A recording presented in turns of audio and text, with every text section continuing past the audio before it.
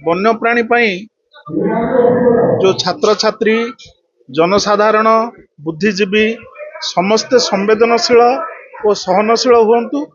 एवं सेमानंकर सुरक्षा और संरक्षण पाई मन बढ़ातु जहाद्वारा कि आमर मानव समाज एक निश्चित ध्वंस मुखर बंची पार। हॉर्सशू क्राफ्टा गोटे वाइल्ड लाइफ भितर गोटे इंपोर्टेंट वाइल्ड लाइफ जोटा कि भद्रक और बालेश्वर उपकूल पर्याप्त परिमाण देखा जाती समस्त सचेतन करने ये कर्मशालार आयोजन एवं समस्त सचेतन हवा भी उचित कारण एपरी एक विरल प्राणी जदि आम उपकूल देखा आम उपकूलर अधिवासी विषय जाना निहाती जरूरी एवं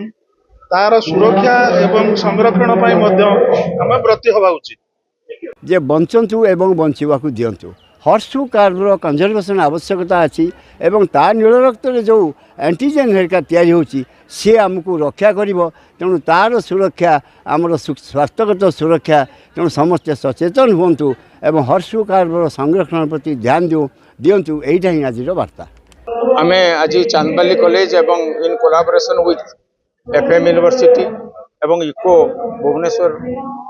आनुकूल्य आम गोटे conservation of wildlife special reference to horse crab operator workshop आम करुचे वाइल्ड लाइफ को से भल पातु